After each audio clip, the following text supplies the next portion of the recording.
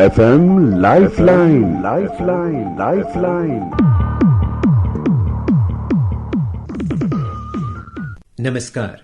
कार्यक्रम FM lifeline में आज हमारे विशेष मेहमान हैं doctor Dipankar day, professor department of dermatology PGI Chandigarh. और आज हम डॉक्टर दीपांकर डे से बात करेंगे ऑटो इम्यून ब्लिस्टरिंग डिजीजेस के बारे में, और खास तौर पर पेम्फिगस और पेम्फिगॉइड। डॉक्टर साहब, आपका कार्यक्रम में बहुत बहुत स्वागत है। Thank you Sanjeev ji. Doctor Dipankar De ने इस क्षेत्र में बहुत से खोज किए हैं और इनकी तकरीबन 300 से अधिक पब्लिकेशंस हैं राष्ट्रीय और अंतर्राष्ट्रीय जर्नल्स में। तो डॉक्टर साहब, हम विस्तार से आपसे जानकारी लेंगे कि ये दोनों ऑटो इम्यून डिजीजेस होती क्या हैं, क्यों होती हैं और इनका क्या इलाज है। आपसे मेरा पहला सवाल, ये ऑटो इम्यून ब्लिस्टरिंग डिजीजेस किन को हम कहते हैं? संजीव जी, ऐसे स्किन जो है या फिर स्किन के लगे जो म्यूकोजा है, जैसे कि मुंह के अंदर वाले हिस्सा हो गया या आईज हो गई, नाक के अंदर के हिस्सा हो गए, या टॉयलेट या लेटरिन वाली जगह का जो हिस्सा है वो हमें म्यूकोजा कहते हैं। और स्किन सबको पता ही है कि क्या है। तो ये डिजीजेस ऑटो एंटीबॉडी मीडिएटेड होती है। तो ऑटो एंटीबॉडी हमें इन्फेक्शन से बचाने के लिए मदद करती है जी। पर इस सिचुएशन में ये एंटीबॉडीज अपने जो बॉडी के प्रोटीन्स है उसी को ही अपना दुश्मन मान बैठता है और उसके अगेंस्ट ऑटो एंटीबॉडीज बनता है। तो ये प्रोटीन का काम है स्किन में, वो स्किन का जो इंटीग्रिटी है एक सेल और दूसरे सेल के बीच में जो बांध के रखती है, तो वो वाले प्रोटीन्स का काम खत्म हो जाता है। तो सेल्स जो है स्किन का वो अलग पड़ जाती है, और अलग पड़ने के कारण ये जो गैप बन जाती है उसमें फिर पानी भर जाती है और उससे ब्लिस्टर बनता है। तो और ब्लिस्टर जब फूटता है तो उसमें फिर वहाँ पे चमड़ी छिल जाती है, जख्म बन जाते हैं, और उसमें से शरीर का जो पानी है वो बाहर आते हैं, और बाहर के जो कीटाणु है जो स्किन में नॉर्मली भी रहते हैं वो फिर अंदर घुस जाता है। ये जख्म अगर मुंह के अंदर बने तो वो फिर दर्दनाक होती है, और जो मरीज है उनको खाने में दिक्कत होता है। आंखों में अगर हो किसी को तो आंखों में जलन, लाली, पानी निकलना, एंड कुछ एक बीमारी ऐसे है जिसमें आंखें के पर्दे जुड़ जाते हैं, तो उसमें फिर निगाह कम हो जाता है एंड इवेंचुअली ब्लाइंडनेस भी हो सकता है। नाक के अंदर या फिर गले में अगर हो तो उसमें जो म्यूकोजा है वो अगर जुड़ जाती है तो उसमें सांस लेने में दिक्कत हो सकता है। तो सिमिलरली अगर बाकी म्यूकोजा में हो, जैसे खाने के नली में हो, तो उसमें नली अगर जुड़ जाती है तो फिर खाना सटकने में भी दिक्कत होता है। तो प्राइमरली ये जो ग्रुप ऑफ डिजीजेस है उसमें चमड़ी में छाले बनती है, या फिर चमड़ी के साथ लगता हुआ जो म्यूकोजा है उसमें छाले बनते हैं और जख्म बनते हैं। तो इसका मतलब ये हुआ कि अपनी बॉडी का जो इम्यून सिस्टम है वो अपनी बॉडी के खिलाफ ही काम करती है, क्योंकि एंटीबॉडीज जो है वो हमें इन्फेक्शन से बचाने को मदद करती है। और ये इन्फेक्शन से इसलिए हम बचते हैं क्योंकि वो कीटाणु का जो प्रोटीन है वो फॉरेन प्रोटीन्स है। बट इस डिजीज में अपने प्रोटीन को ही जो सेल्स ऑटो एंटीबॉडी बनाते हैं वो सोचता है कि ये दुश्मन है, और उसके अगेंस्ट फिर ऑटो एंटीबॉडी बनना शुरू हो जाता है। तो प्राइमरली पेम्फिगस और पेम्फिगॉइड इस तरीके से ही बनता है। तो डॉक्टर साहब, ये होती क्यों है? एग्जैक्टली क्यों होती है कहना तो मुश्किल है, बट पेम्फिगस और बुलस पेम्फिगॉइड ये दोनों ही जेनेटिकली मीडिएटेड डिजीज है। तो कोई ये पूछ सकता है कि भाई मैं अगर जेनेटिक है तो फैमिली में होना चाहिए, बट ये पॉलीजेनेटिक डिजीज होती है, ये हेरिडिटरी डिजीज नहीं है। तो हेरिडिटरी डिजीज जनरली मोनोजेनेटिक होता है, एक जीन में प्रॉब्लम होता है, इसमें कोई सारे जीन्स अफेक्टेड हो सकती है। और इसी ग्रुप में एक बीमारी है जिसके नाम है डर्मेटाइटिस हर्पेटिफॉर्मिस। तो वो जो है उसमें गेहूं से एलर्जी के कारण होता है। जो स्मॉल इंटेस्टाइन है उसमें जो फिंगर लाइक प्रोजेक्शंस है जिसमें हमारे पोषण शरीर में अंदर जाती है, एब्जॉर्प्शन होती है, वो खराब होता है, और साथ में चमड़ी में छोटे छाले बनते हैं और साथ में बहुत ज्यादा खारिश होता है। तो डर्मेटाइटिस हर्पेटिफॉर्मिस तो ग्लूटेन सेंसिटिविटी और व्हीट सेंसिटिविटी के कारण होता है, वो भी जेनेटिकली मीडिएटेड है। बाकी डिजीजेस भी जेनेटिकली मीडिएटेड है। डॉक्टर साहब, एक श्रोता ऑनलाइन है, हम अपनी चर्चा यूं ही जारी रखेंगे, श्रोता को कार्यक्रम में शामिल करते हैं। हेलो, कार्यक्रम FM लाइफलाइन में आपका स्वागत है, अपना नाम बताइए। हाँ जी, नमस्कार जी। नमस्कार। मैं सीमा बोल रहा हूँ बाला से। जी सीमा जी, आप अपना प्रश्न पूछिए। सीमा जी। हाँ जी, मैं एक्चुअली मेरे पैर में जो स्किन है और नीचे से डबल सुई होती रहती है, उसको फिर नेल कटर से काटना पड़ता है। तो ये कोई है इसका इलाज? नहीं सीमा जी, ये बेहतर है कि हमें ओपीडी में दिखाएं। तो डॉक्टर साहब, ये क्या हो सकता है इनको ताकि ओपीडी में आके दिखाएं? अगर 2 साल से ही है तो ज़्यादातर समय पे ये प्लांटर हाइपरकेराटोसिस होता है। तो प्लांटर हाइपरकेराटोसिस सीमा जी, ये एक डिजीज है जिसको हम कहते हैं प्लांटर हाइपरकेराटोसिस है, लेकिन एक डर्मेटोलॉजिस्ट जब देखेगा तभी जान पाएगा। तो बहुत जरूरी है कि आप किसी डॉक्टर को दिखाएं, फिर इसका इलाज। ये केवल आपके पैर में ही है कि हाथ में भी है? नहीं, हाथ में नहीं है, पैर में ही है। वो भी जो छोटी उंगली होती है ना, हाँ, उसके साथ वाली उंगली दोनों साइड। अच्छा, सो सीमा जी, ये केवल दोनों उंगलियों में है तो ये आपका सोरायसिस हो सकता है, ये आपको फंगल इन्फेक्शन जो दाद होती है वो भी हो सकता है। तो जब तक हम आपको देख ना ले और टेस्ट ना कर ले तब तक बताना तो थोड़ी सी मुश्किल है। आप पीजीआई आ जाएं तो हम आपको एग्जामिन कर लेंगे और उस हिसाब से मेडिसिन बता देंगे। बट अगर केवल 2 उंगलियों में ही है तो मेरे हिसाब से ये इलाज संभव है। थैंक यू सीमा जी, कार्यक्रम में फोन करने के लिए आपका शुक्रिया। और श्रोता लाइन पे हैं, आइए उनसे भी बात करते हैं।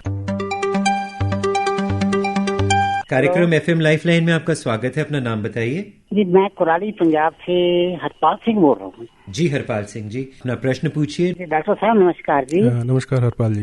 ऐसा है सर, मेरे पिछले 20 साल से ना एक गर्दन पे बाएं आंख के पास भी मुहस्से से या मौका जैसे बोते वो निकलते हैं, धीरे धीरे अपने आप झड़ जाते हैं, फिर होते रहते हैं। उसमें कुछ कभी खुजली भी होती है। सर डॉक्टर साहब, इसका क्या इलाज है? गर्दन पे आपके शुगर तो नहीं है? नहीं डॉक्टर साहब, शुगर नहीं। और उम्र कितना है आपका? 70 साल। अच्छा, और वजन थोड़ी सी भारी की तरफ तो नहीं है? वजन मेरा पेट जो फैटी लिवर से ही लगता है मुझे, पेट ही भारी है कुछ। तो मेरे को ऐसे लगता है ये स्किन टैग होती है ज्यादातर समय पे, जो मैं समझ पा रहा हूँ आपकी बात से। तो उसमें स्किन टैग जो है हम सुन करके उसको जला देते हैं। तो आप कुराली रहते हैं, पीजीआई से 15-20 किलोमीटर दूरी पे ही है, तो आप किसी भी दिन आके हमें दिखा सकते हैं। ठीक है, थैंक यू। हरपाल जी, कार्यक्रम में फोन करने के लिए आपका शुक्रिया। तो डॉक्टर साहब, आप जिक्र कर रहे थे पेम्फिगस का। पहले हमें यही बताइए कि पेम्फिगस क्या है? पेम्फिगस हम कहते हैं इंट्रा एपिडर्मल ब्लिस्टरिंग डिजीज है। तो इंट्रा एपिडर्मल की मतलब कि जो स्किन के बिल्कुल ही बाहर की हिस्सा है, उसमें जो सेल्स है उसको केराटिनोसाइट कहते हैं। और जो केराटिनोसाइट एक दूसरे के साथ प्रोटीन से जुड़े हुए होते हैं और उसको हम डेस्मोग्लिन्स कहते हैं। तो पेम्फिगस में जो ऑटो एंटीबॉडीज बनता है तो वो डेस्मोग्लिन के अगेंस्ट बनता है। तो ये जो 1 और 2 सेल के बीच में जो जुड़ाव है वो खत्म हो जाता है, तो सेल्स अलग पड़ जाती है।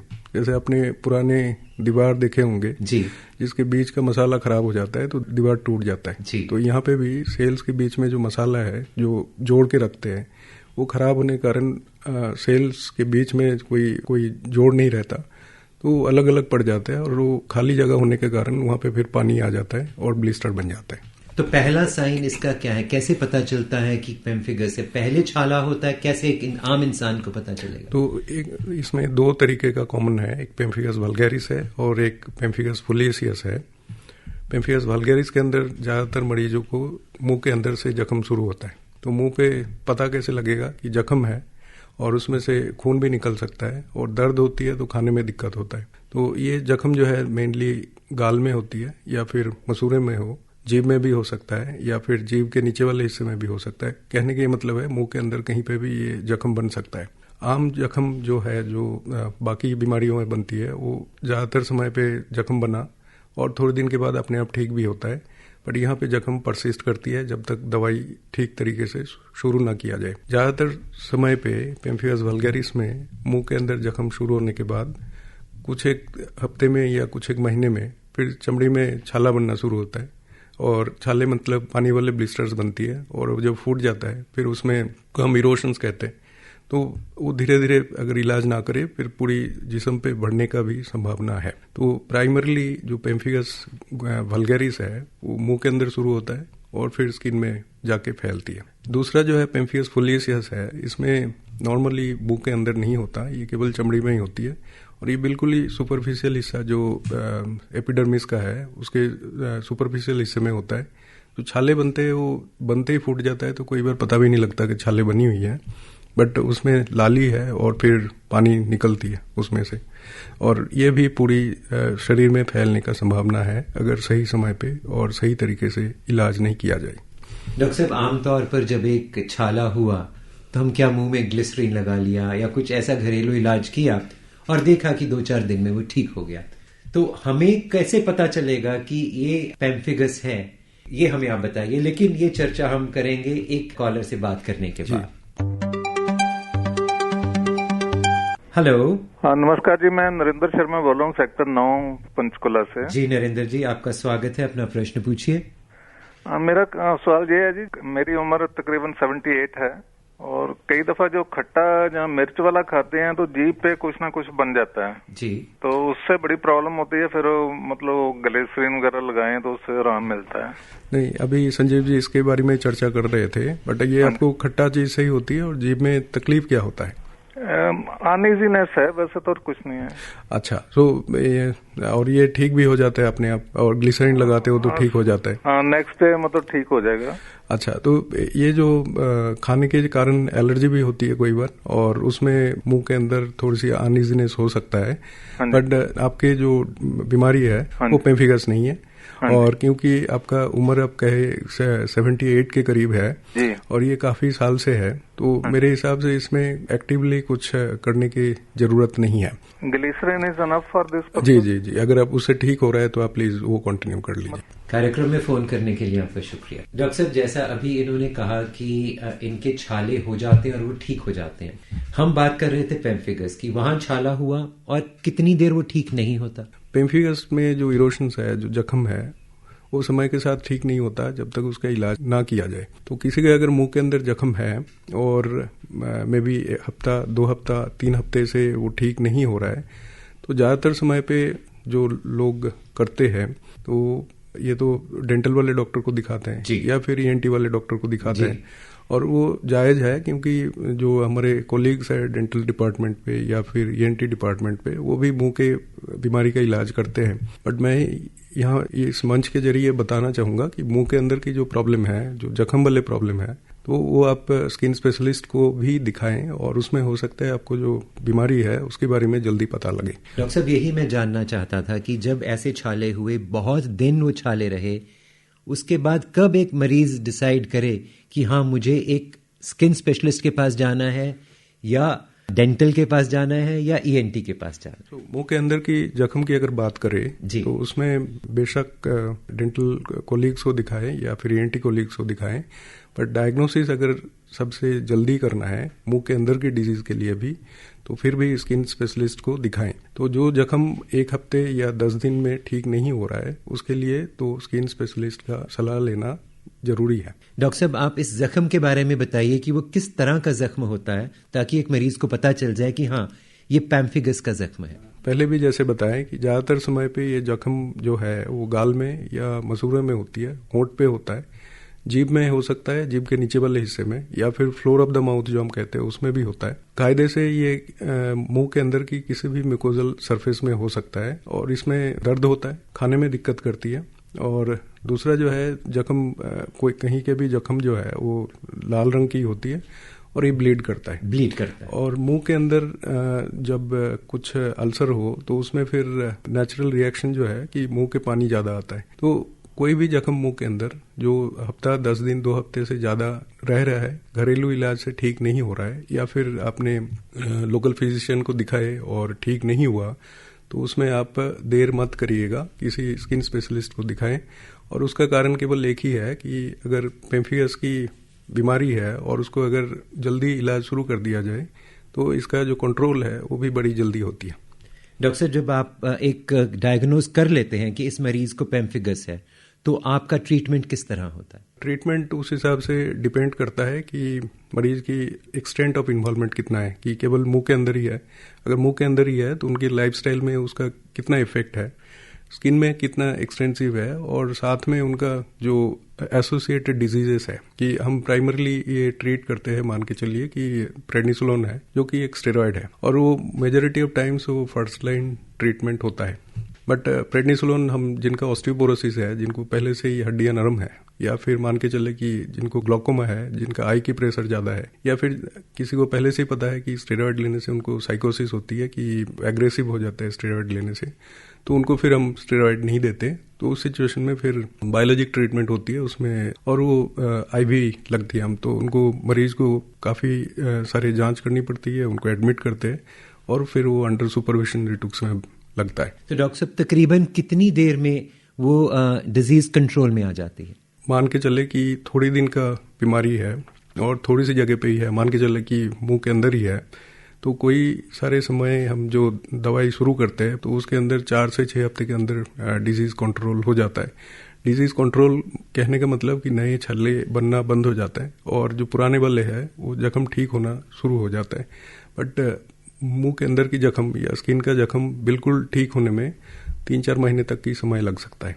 डॉक्टर साहब, मेरे जहन में एक प्रश्न आ रहा था कि आमतौर पर हम कहते हैं कि उस डॉक्टर ने हमें स्टीरॉयड्स दे दिए तो बहुत रिस्की है, हम स्टीरॉयड बीच में ही छोड़ देते हैं। अगर आपने कहा 5 दिन लेने हैं तो मरीज 2 दिन के बाद छोड़ देगा, डरता हुआ कि अगर मैं बहुत देर स्टीरॉयड्स लूंगा तो मैं उस पर डिपेंडेंट हो जाऊंगा।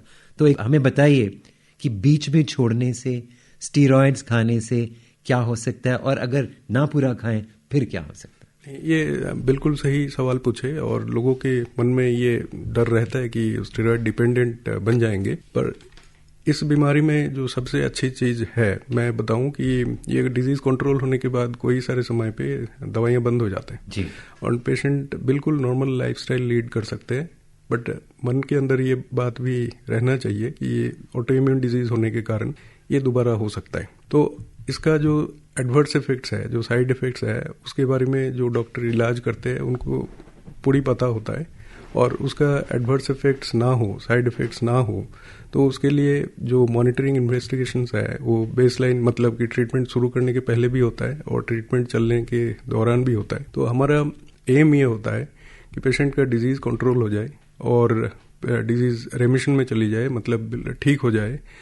तो डॉक्टर साहब, आमतौर पर कितनी देर में ये डिजीज कंट्रोल में आ जाती है? कंट्रोल तो 1 महीने के अंदर भी आ सकता है, बट जो रेमिशन है मीन्स बीमारी बिल्कुल गायब हो जाना फॉर द टाइम बीइंग, उसमें 3-4 महीने तक समय लग सकता है। बट जैसे डिजीज रेमिशन में चला गया उसके बाद हम फिर दवाइयों का डोज धीरे धीरे कम करते हैं।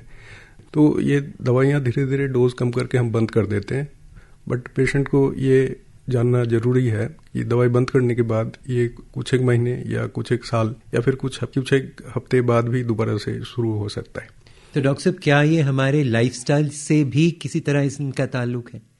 लाइफस्टाइल से ताल्लुक नहीं है, बट ये जो ट्रीटमेंट है वो फिर लाइफस्टाइल को अफेक्ट कर सकता है और ये बीमारी जो है ये भी लाइफस्टाइल को अफेक्ट कर सकता है। क्योंकि मान के चले कि किसी को चमड़ी में छाले हैं तो जो कपड़े डालेंगे तो छाले उसके ऊपर चिपक जाते हैं, तो फिर लोगों को चलने फिरने में भी कोई सारे समय पे दिक्कत होता है। मुंह के अंदर जख्म है और खाने में दर्द है तो उनके लिए जो डाइट है वो स्पेसिफिक होता है कि मसाले वाले डाइट कम हो, और क्योंकि प्रेडनिसोलोन जो देते हैं उससे इंसान की एक तो भूख लगता है, तो भूख लगेंगे और ज़्यादा खाएंगे तो फिर उसमें मोटापा हो जाता है। तो हम ये कहते हैं कि आप कैलोरी रेस्ट्रिक्ट करें और सैलड्स एंड फ्रूट्स ये सारा ज़्यादा लें। But then salads and fruits अगर साबुत लेंगे तो चबाएंगे तो फिर मसूड़े छिल जाना है। तो हम ये भी कहते हैं कि छोटे छोटे पीसेस करें या फिर कद्दूकस करके खाएं। तो प्राइमरी आइडिया ये है कि एक तो खाने में कैलोरी रेस्ट्रिक्ट करना है, नमक रेस्ट्रिक्ट करना है, क्योंकि स्टेरॉयड लेने से फिर फुलावट भी आता है क्योंकि पानी शरीर में इकट्ठा होता है। तो उसमें अगर नमक कम कर दें तो उस वाले पार्ट को हम कंट्रोल कर सकते हैं।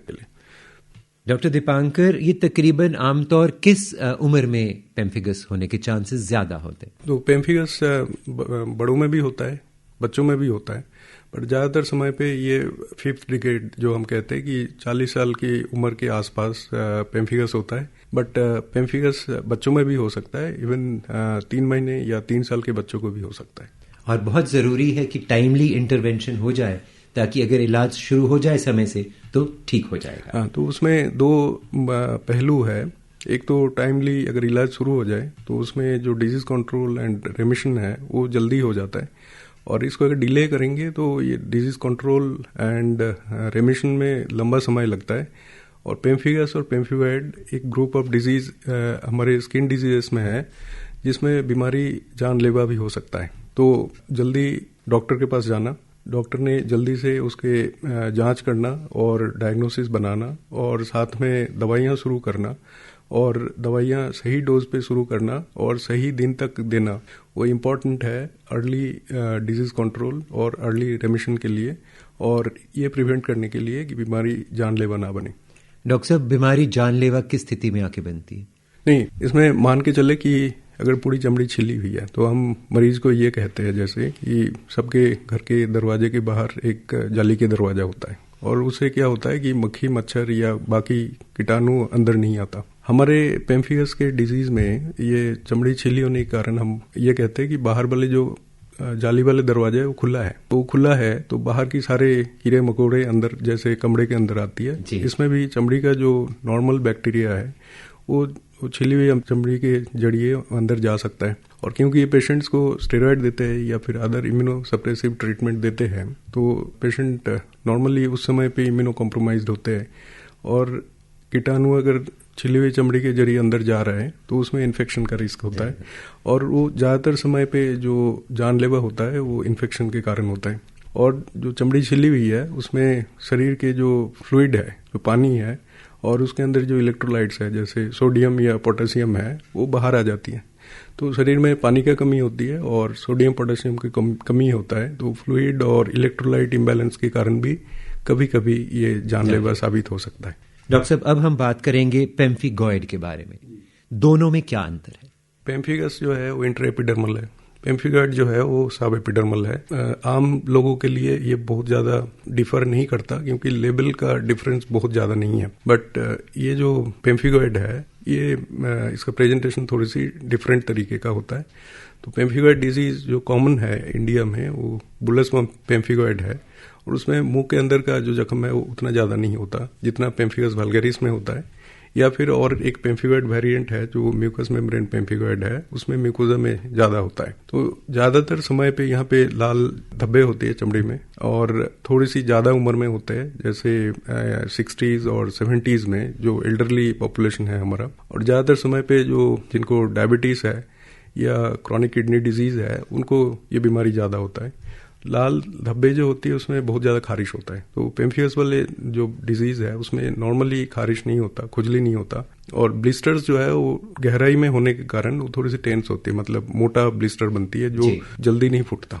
तो डॉक्टर साहब, इसका लाइन ऑफ ट्रीटमेंट क्या होता है? इसमें जो कॉर्टिकोस्टेरॉइड्स की हम बात करें तो अगर लिमिटेड डिजीज है उसमें तो कॉर्टिकोस्टेरॉइड क्रीम लगाने से भी ठीक हो सकता है। स्टेरॉइड हम खाने के लिए भी देते हैं, बट जैसे पहले भी बताया कि ये ज़्यादा उम्र में होते हैं जिनका ज़्यादातर समय पे ब्लड प्रेशर ज़्यादा होना या शुगर होना या ऑस्टियोपोरोसिस होना, कैटरेक्ट होना या फिर ग्लोकोमा होना, वो उम्र के साथ ऐसे ही होता है और उनका इम्यूनिटी ज़्यादा उम्र में जाके थोड़ी सी कम हो जाता है। तो हम कोशिश ये करते हैं कि खाने वाले स्टेरॉइड्स जितना कम डोज पे देके ये कंट्रोल हो सके, बट इम्यूनो सप्रेशन के अलावा भी आजकल ट्रीटमेंट है जिससे बुलस पेम्फिगॉइड अच्छे तरीके से कंट्रोल किया जा सकता है। तो बायोलॉजिक ट्रीटमेंट है जिसमें इम्यूनिटी सप्रेस नहीं होता, बट बीमारी बड़ी जल्दी और बड़ी आसानी से कंट्रोल किया जा सकता है। डॉक्टर साहब, अभी आपने बताया दोनों ऑटोइम्यून ब्लिस्टरिंग डिजीजेस के बारे में, पेम्फिगस और पेम्फिगॉइड। तो इन डिजीजेस का आपका कोई स्पेशल क्लिनिक चलता है पीजीआई में? हाँ, जरूर। तो ये भी एक जरूरी इन्फॉर्मेशन है कि हमारे ऑटोइम्यून ब्लिस्टरिंग डिजीज क्लिनिक हर बुधवार को होते हैं, और ये क्लिनिक अगले महीने इसका 10 साल पूरे कर रहे हैं। So we are completing a decade of existence of our autoimmune blistering disease clinic. तो क्या कोई पेशेंट डायरेक्टली इस क्लिनिक में आ सकता है कि उसे रेफर करवा के इस क्लिनिक में आना हो? नहीं, नॉर्मली पेशेंट को तो जनरल जो हमारे आउट पेशेंट डिपार्टमेंट है वहाँ पे दिखाना पड़ता है। तो वहाँ पे डॉक्टर देखते हैं और जो उसका इन्वेस्टिगेशंस है, क्योंकि डायग्नोसिस करने के लिए भी कुछ इन्वेस्टिगेशंस करना पड़ता है। तो वो इन्वेस्टिगेशन के बाद जब पता लगता है कि हाँ ये मरीज को ऑटोइम्यून ब्लिस्टरिंग डिजीज है, तो जो भी डॉक्टर देख रहे हैं वो फिर क्लिनिक में रेफर कर देते हैं। तो क्लिनिक में डायरेक्टली नॉर्मली नहीं आ सकते, तो इसमें पहले आउट पेशेंट डिपार्टमेंट पे दिखाना पड़ता है। तो डॉक्टर साहब, जैसा आपने अभी बताया कि आपके 10 साल हो गए हैं स्पेशल क्लिनिक चलाते हुए, तो 10 साल होने पर आपके कोई विशेष कार्यक्रम आप करने जा रहे हैं? अगले महीने नवंबर के महीने में हम कुछ प्लान ऐसे कर रहे हैं कि 10 साल जो क्लिनिक का है तो उसमें बहुत सारे रिसर्च हुआ है, और ऐसे भी रिसर्च है जो इंटरनेशनल कोलैबोरेशन के जरिए भी हुआ है, जैसे जर्मनी हो या बुल्गारिया हो या ग्रीस हो या फ्रांस हो, उनके साथ इंटरनेशनल कोलैबोरेशन हुआ है। तो हम लोगों को ये बताना चाहेंगे कि जो रिसर्च हुआ है पिछले 10 साल में, तो वो जनरल पब्लिक को पता हो। और क्योंकि ये क्रॉनिक डिजीजेस है तो उसमें जो पेशेंट्स हैं उनके मन में बहुत सारे सवाल होता है। तो ये क्लिनिक में जो पेशेंट आते हैं हम कोशिश करते हैं कि उतना जितना भी उनके मन में जो सवाल है उसको हम रिस्पॉन्ड करें, बट टाइम कंस्ट्रेंट के कारण कोई सारे समय पे उसमें खामियां रह जाती हैं। तो हम कोई सारे पेशेंट अवेयरनेस वीडियोस बनाने के भी प्लान कर रहे हैं। और दूसरा जो है कि कोई मरीज जब जो जिनका ये डिजीज था और जो डिजीज ठीक हो गया तो उनका जो लाइफ एक्सपीरियंस है वो अगर शेयर करते हैं बाकी मरीजों के साथ तो वो बहुत ही ज़्यादा कारगर होता है।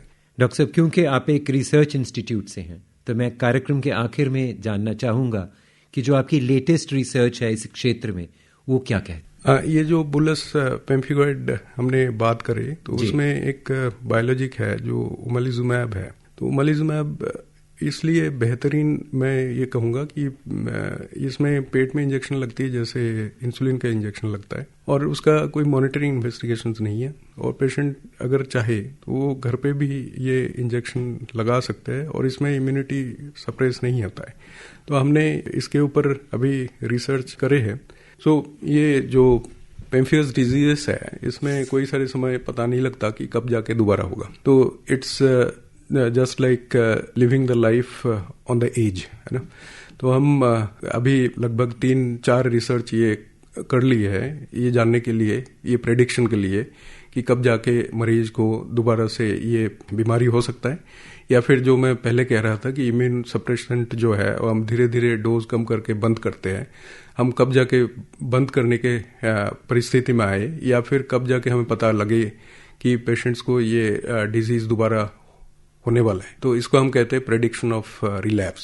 सो प्राइमरीली ये रिसर्च है। और जो रिटुक्सिमैब करके एक डिजीज है जिसमें जो पेम्फिगस में इस्तेमाल होता है तो उसमें एक स्टैंडर्ड प्रोटोकॉल है, बट हम वो स्टैंडर्ड प्रोटोकॉल के अलावा भी नए मॉडिफाइड प्रोटोकॉल्स डिवाइस करे हैं जो जनरली सेफ है और हमारे पेशेंट्स के ट्रीटमेंट के जो मेन कॉन्स्ट्रेंट रहते हैं वो अफोर्डेबिलिटी का रहता है।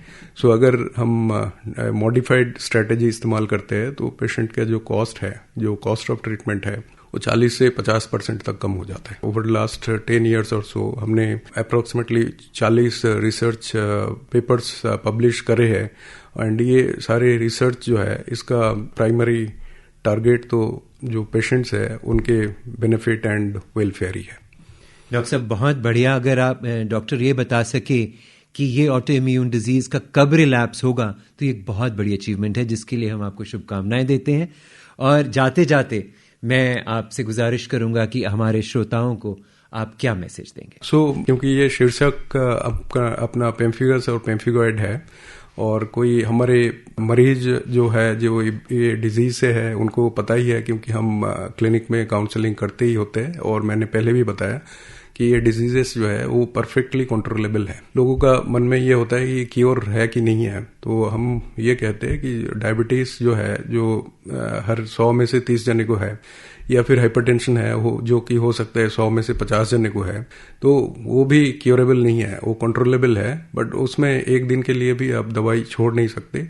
बट ये ग्रुप ऑफ डिजीजेस जो है इसमें आपका दवाई छोड़े हुए भी आप नॉर्मल लाइफ लीड कर सकते हैं। केवल मन के अंदर ये इन्फॉर्मेशन होना चाहिए कि ये दोबारा कभी जाके हो सकता है। डॉक्टर दीपांकर डे, आप आकाशवाणी स्टूडियोज में आए और आपने ऑटो इम्यून ब्लिस्टरिंग डिजीजेज जैसे पेम्फिगस और पेम्फिगॉइड के बारे में इतनी महत्वपूर्ण जानकारी दी।